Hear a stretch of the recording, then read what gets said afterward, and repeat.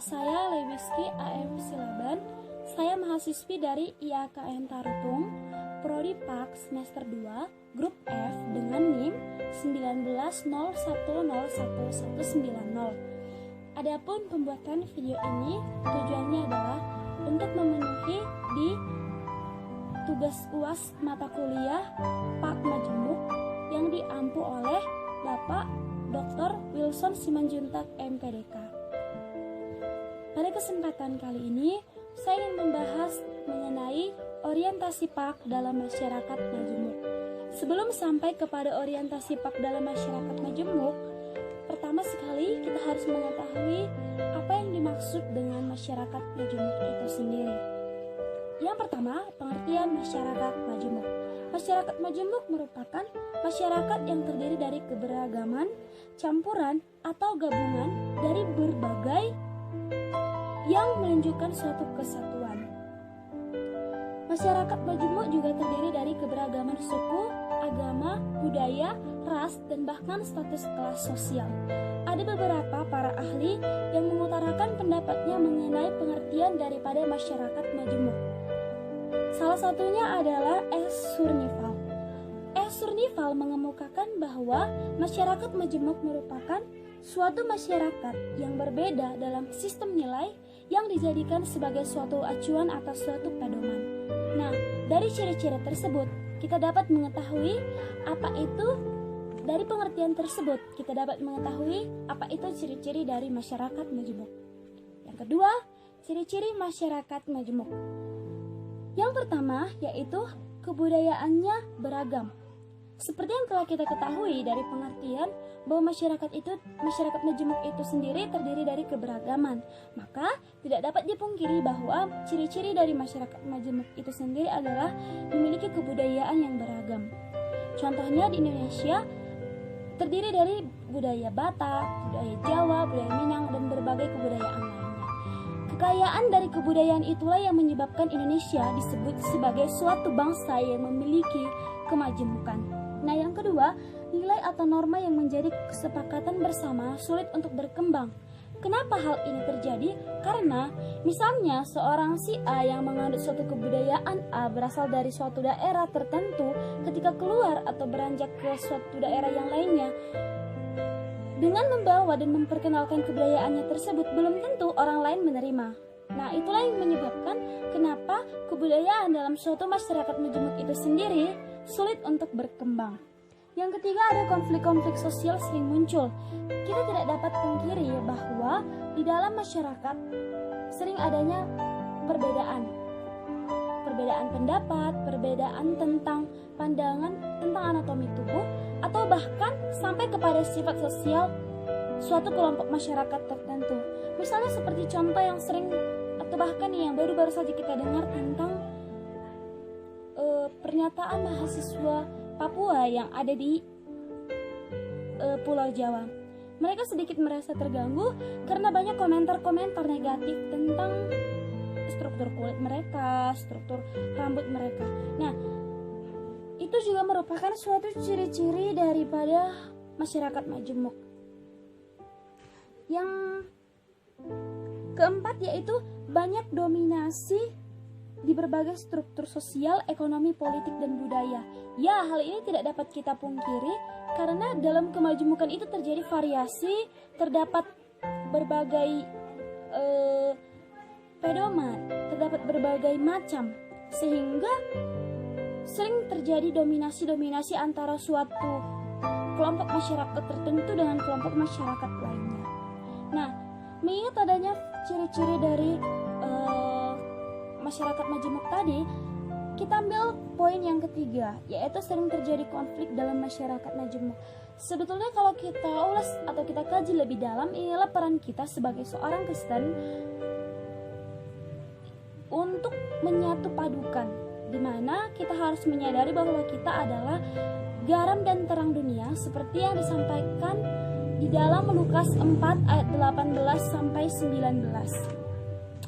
Menjadi garam dan terang dunia berarti kita harus memiliki potensi untuk memilah-milah yang mana yang baik untuk kita, yang mana yang patut, dan yang mana yang tidak seharusnya kita lakukan dalam hidup di tengah-tengah masyarakat yang majemuk. Contohnya juga kita dapat lihat sebagai tenaga pendidik, yaitu khususnya guru pendidikan, calon guru pendidikan agama Kristen. Tentu kita diperhadapkan dengan siswa yang berasal dari berbagai latar belakang keluarga, berbagai latar belakang kehidupan sosial, berbagai latar belakang budaya, atau bahkan ciri-ciri dan anatomi tubuh pun kerap kita temui. Namun, dalam hal ini, dalam pelajaran kali ini, dalam pembahasan kali ini, kita harus mampu menerapkan sebagaimana Yesus Kristus itu sendiri mampu mengasihi semua orang tanpa terkecuali dan bahkan mewujud nyatakan kasih itu. Iman merupakan suatu kata kerja. Ingat, iman merupakan suatu kata kerja, bukan kata benda atau kata sifat. Kata kerja itu harus melakukan suatu sifat yang action, diwujud nyatakan, bukan hanya sebagai penonton atau pendengar, melainkan sebagai pelaku. Nah, sebagai pendidik kita harus mampu menerapkan apa yang seharusnya kita lakukan dalam hidup di tengah-tengah masyarakat yang majemuk. Selain daripada ciri-ciri daripada masyarakat majemuk, ada juga faktor-faktor yang menyebabkan kemajemukan, misalnya letak geografis, seperti tadi daerah tertentu dengan daerah yang lainnya. Selain itu, dampak dari kemajemukan itu ada dua menurut saya, dampak positif dan dampak negatif. Dampak negatifnya dapat menyebabkan pertikaian atau bahkan konflik-konflik jika kita tidak mengerti apa itu konsep dan pengertian daripada kemajemukan. Dan dampak yang kedua adalah dampak positif. Dampak positifnya adalah kita kaya akan budaya, kaya akan keberagaman, menyebabkan kehidupan menjadi indah apabila kita bisa dan mampu menjalankan tugas kita sebagai Kristen yang sesuai dengan firman Tuhan. Marilah kita menghargai sebagai masyarakat yang mengerti akan konsep kemajemukan dan hidup rukun dengan sesama yang berbeda, saling menjalin toleransi antara satu dengan yang lainnya. Demikian pembahasan kali ini. Salam damai, salam sejahtera, Tuhan Yesus memberkati. Shalom. Beranjak ke suatu daerah yang lainnya, dengan membawa dan memperkenalkan kebudayaannya tersebut, belum tentu orang lain menerima.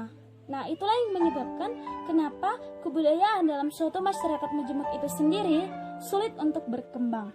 Yang ketiga, ada konflik-konflik sosial sering muncul.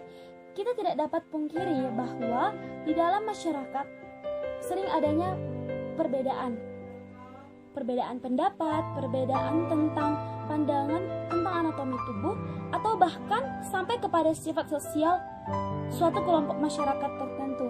Misalnya seperti contoh yang sering atau bahkan yang baru-baru saja kita dengar tentang pernyataan mahasiswa Papua yang ada di Pulau Jawa.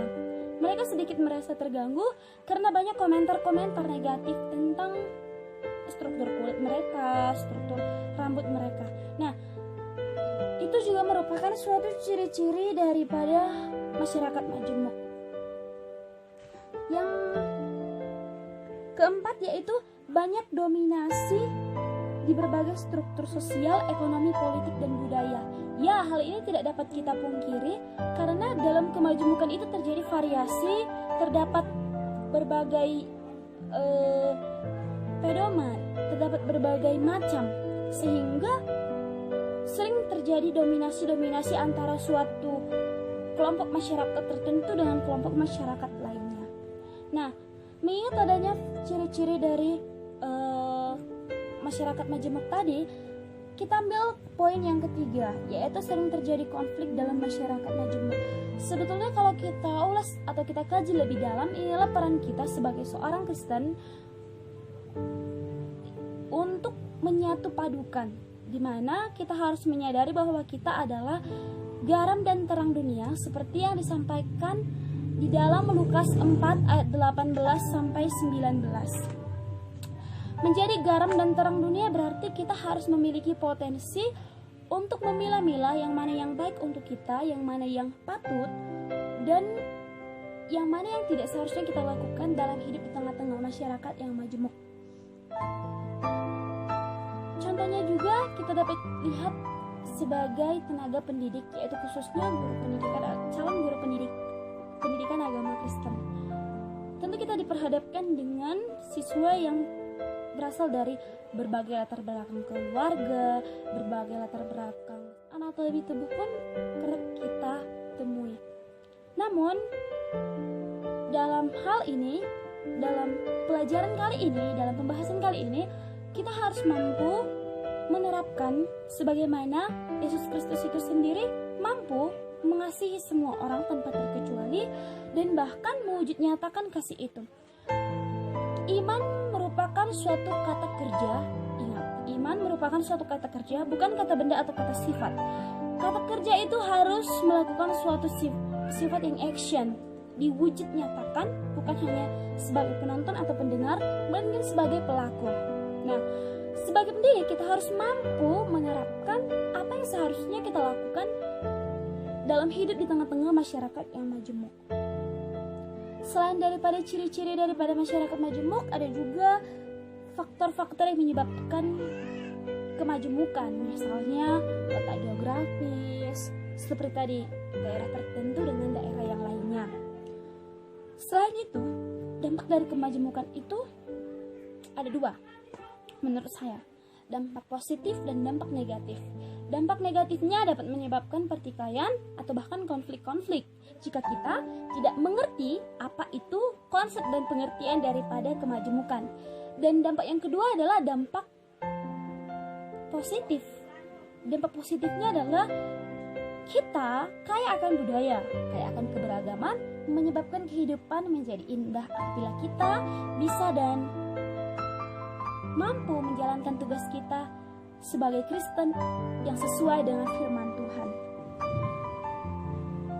Marilah kita menghargai sebagai masyarakat yang mengerti akan konsep kemajemukan dan hidup rukun dengan sesama yang berbeda, saling menjalin toleransi antara satu dengan yang lainnya. Demikian pembahasan kali ini.